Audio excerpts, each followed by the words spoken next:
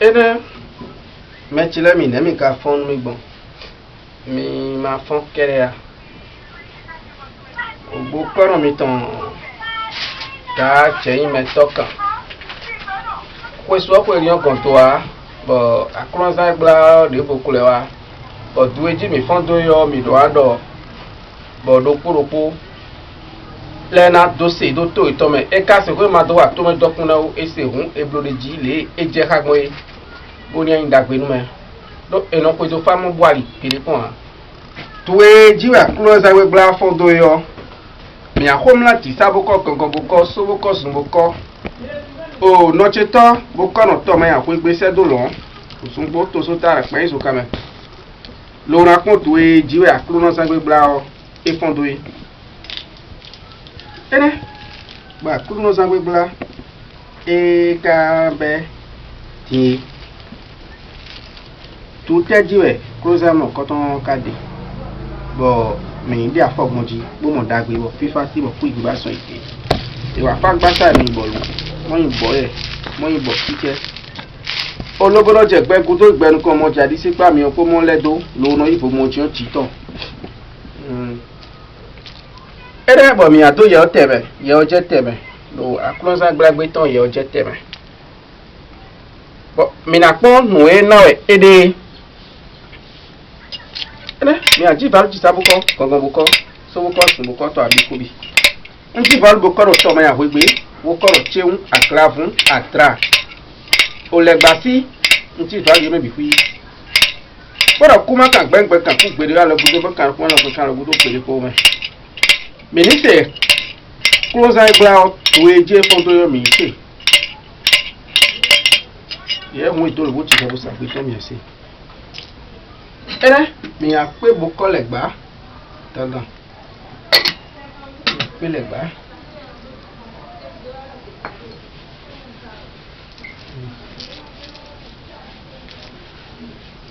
ere me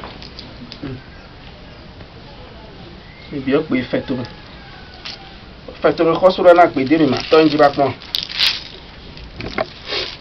ere e wa fagba sai na yin bolu me akon to e te ja kon sangra ka fon de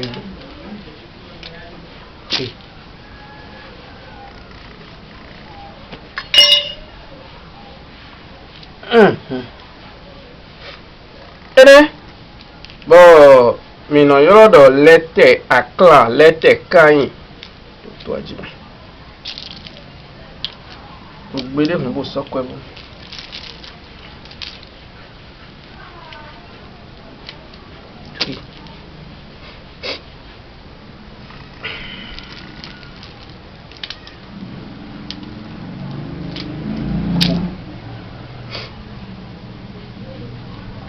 bọ́ tó tẹ́jẹ́ close ẹ̀wé búra fún tó bọ̀ mìíràn lọ tó tẹ́mẹ̀ àsántàn tobi kan fe bo mi ka mo o lete kan o lete aklan emi o lete kan o lete aklan ero te pa kuku we do nu mi aka ntizan do mi ko no teti pon cho wa ro to o lete kan khomeno masa egbon fonu khomeno maza be iza po kanta ero khomeno masa be ka isa gbonu aji bero nu e mai mere ton ayo me ma do tanwo ma khoje mere nu mo ma ko ba ton na pla wi so o lete kan ero fi akunu fino be dan fo asi an fo do ma no tan lete kan o lete kan we do mu o lete kan eda lodi ero kula lodi eda lodi si da ma la mi o lo da ma o lete kan bo fa ka ivo o lete kan ifo e tu wonyala enya ero ta krokro do fie o wutie do fie o ero wutie do fie mai odun ede me ahun ase e kade me bo fa to gesi ro peto na do peto tin ba se tono ayi san ro pe ton gbe atinda ko de do mere pe bo mi no le no awa pe infine bo memo ko tan tan na gbigbe ko gbe epo do lete aklanji o lete aklan dole Emma Sunday soyoro nu. Bo moro ero nje ko duwa ba de ji be fo do ero me pe nu ka.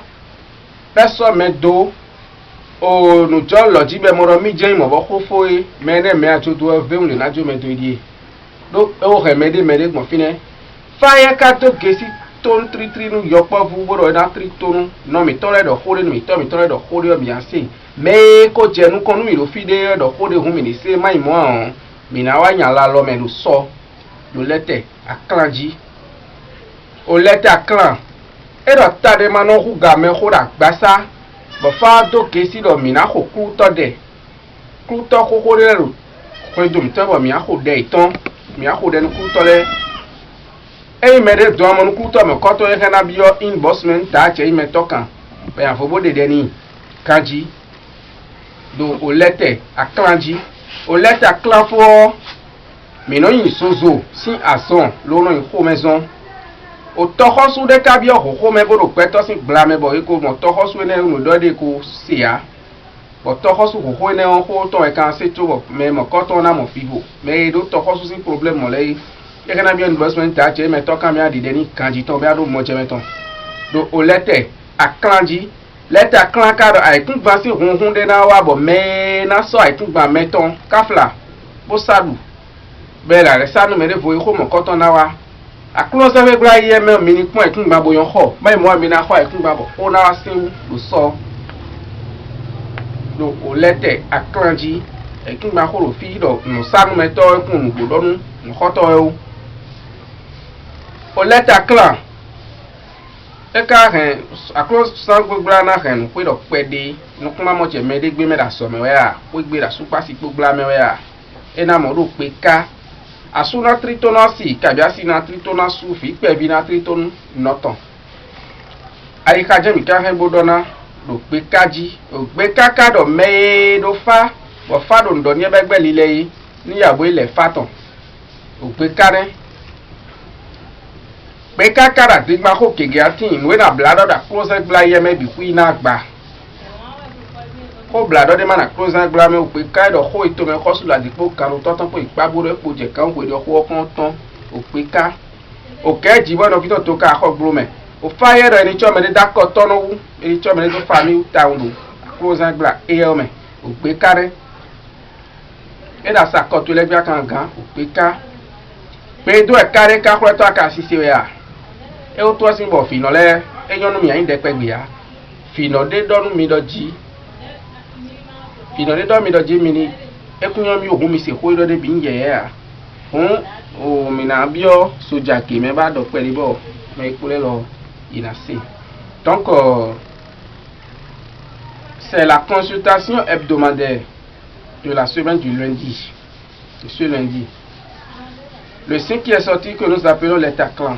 Ceci nous parle d'abord de négligence. Ça nous parle des propos qui ne sont pas véridiques. C'est un signe qui parle de l'envoûtement. Ça parle de l'envoûtement. Ça parle aussi de la perte de l'enfant, c'est-à-dire l'enfant va mourir. Ça nous parle des maux de ventre comme maladie et le corps chaud. L'éternel. Celui qui veut faire l'achat de parcelles cette semaine,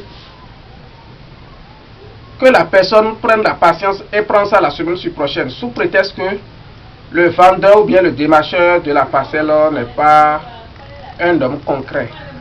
Vous allez acheter une parcelle déjà achetée. C'est-à-dire plusieurs personnes auront déjà pris cette parcelle. Soit ils vont vous vendre et revendre à quelqu'un d'autre. Les parcelles achetées de cette semaine seront des parcelles litigieuses. Donc vous allez prendre la patience ou bien de fouiller avant d'acheter. Le ciel nous dit, celui qui croit qu'il est le meilleur ou bien il est le plus pris de quelqu'un, cela purement et simplement éjecté. C'est-à-dire ils vont vous lâcher. Vous serez remercié à monnaie de singe. Le ciel nous parle encore qu'il y a des gens qui ont de grands tables chez eux.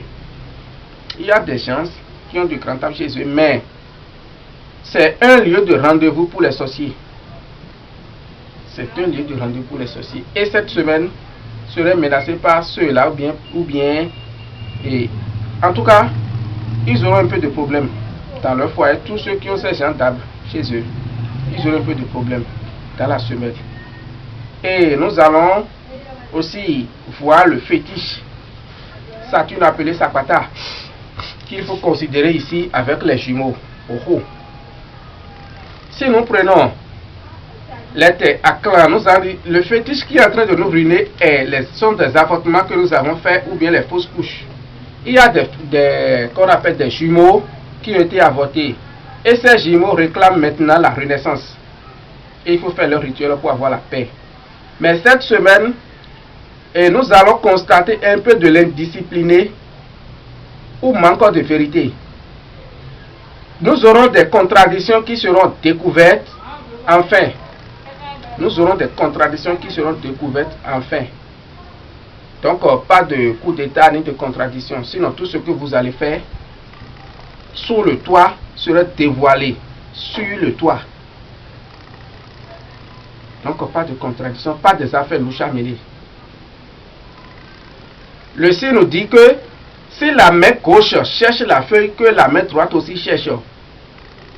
Donc, la semaine, nous refusons. Et comment on appelle? La sœur nous refuse de ne pas dire que c'est telle personne qui doit obligatoirement faire telle chose. Non. Si tu as la capacité de faire, vas-y faire. Il ne faut pas espérer l'autre. Sinon tu vas te ruiner pour rien.